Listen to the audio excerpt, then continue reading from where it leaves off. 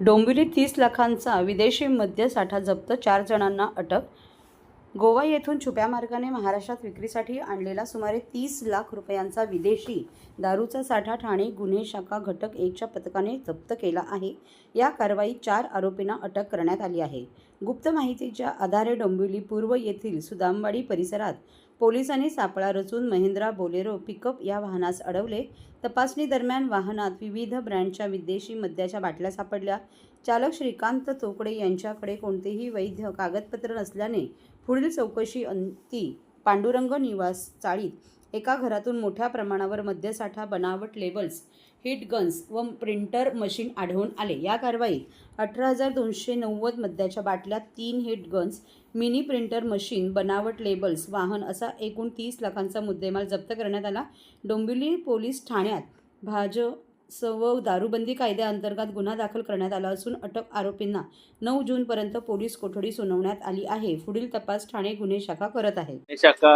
ठाणे शहरचे घटक 1चे इंचार्ज सचिन गायकवाड यांना गोपनीय माहिती मिळाली होती की डोंबिवली पोलीस स्टेशनच्या हद्दीमध्ये नेरुळकर रोड सुदामवाडी या ठिकाणी गोवा येथे बनवली जाणारी विदेशी दारू, जी महाराष्ट्रामध्ये विक्रीसाठी ज्याला बंदी आहे, असे दारूच्या बॉटल्स त्या ठिकाणी आणून त्याचं लेबल, त्याचं पॅकिंगचं जे मटेरियल आहे ते सर्व चेंज करून महाराष्ट्रामध्ये विक्रीसाठी असलेले जे अधिकृत लेबल आहे ते त्याच्यावर लेबल आणि रिपॅकिंग करून त्याची विक्री महाराष्ट्रामध्ये बऱ्याच ठिकाणी त्या दारूची विक्री होत आहे, अशी माहिती त्यांना मिळाली होती. त्या अनुषंगानं घटक 1चे इंचार्ज PI सचिन गायकवाड यांनी ACP शेखर बागड्याच्या मार्गदर्शनामध्ये, त्याचबरोबर PSI घुगे आणि त्यांच्या टीमने त्या ठिकाणी जाऊन छापा कारवाई केली, ज्यामध्ये घटक 1च्या टीमला एकूण जवळपास 450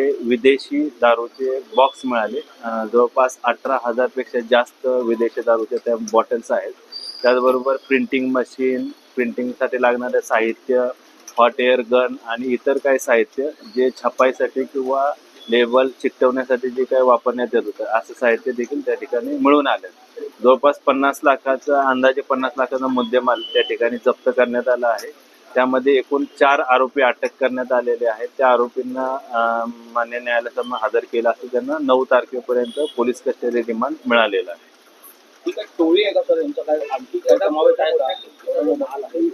हा जो माल आहे तो गोवा राज्यातून ते आणत होते आणि इथं त्याचं रिपॅकिंग आणि रिलेबलिंग करत होते. आणि महाराष्ट्रामधले बऱ्याच जे वाईन शॉप आहेत, ठाणे जिल्ह्यातील असतील किंवा आजूबाजू परिसरामध्ये जे काही वाईन शॉप आहेत, त्या वाईन शॉपमध्ये हे महाराष्ट्रातील जी विक्री किंमत आहे, MRP किंमत आहे, ते किमतीचं ते लेबल लावून ते विकत होते. त्या अनुषंगाने ते फायदा कमवत आहे. याच्यामध्ये अजून मुख्य जे इतर आरोपी आहेत ते पण असण्याची शक्यता आहे. वाईन शॉप मालक असतील किंवा ज्या ठिकाणी त्यांनी विक्री केलेली आहे किंवा हे गोव्यामधून महाराष्ट्र राज्यामध्ये बॉर्डर क्रॉस करण्यासाठी ज्यांनी मदत केलेली आहे, ते आरोपी देखील अजून याच्यामध्ये अटक होतील. त्या अनुषंगाने आम्ही अधिक तपास करत आहे. हे जे 4 आरोपी आहेत त्यापैकी एक चालक आहे आणि त्या कारखान्यामध्ये जे रिलेबलिंग आणि रिपॅकिंग करणारा जो कारखाना होता त्यातील लेबर आहेत. एक महिंद्रा पिकअप जे ही दारू वाहतूक करणारा जो वाहन होतं, त्या वाहनाचा तो चालक आहे. तर याच्यामध्ये जो मुख्य पुरवठादार जो आहे तो पकडला गेलाय का? त्या अनुषंगानेच तपास सुरू आहे. मुख्य पुरवठादार जो गोव्यावरून माल इकडे सप्लाय करत होता महाराष्ट्रामध्ये, त्याचबरोबर हे लेबलिंग आणि रिपॅकिंग करून महाराष्ट्रातल्या कोणकोणत्या वाईन शॉपमध्ये किंवा कोणकोणत्या बिअर बारमध्ये याची विक्री करत होते, त्या अनुषंगाने देखील आमचे घटक 1ची टीम तपास करत आहे. आरोपी सध्या पोलीस कस्टडीमध्ये आहे. तर या संघटनेचा फायदा तर मोठ्या संख्येने दारूच्या बाटल्या हस्तांतरित केलेल्या आहेत. यामध्ये कुठल्या प्रकारचं रॅकेट असू शकतं का? यामध्ये वाईन शॉप मालक किंवा बिअर बार मालक यांचा समावेश होता?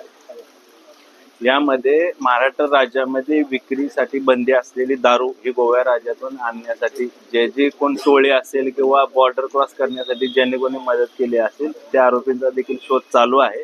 त्याचबरोबर वाईन शॉपचे मालक असतील किंवा बिअर शॉपचे मालक, चालक जे असतील, ते सुद्धा याच्यामध्ये सहभागी असण्याची शक्यता आहे. त्या अनुषंगाने आम्ही अधिक तपास करत आहे.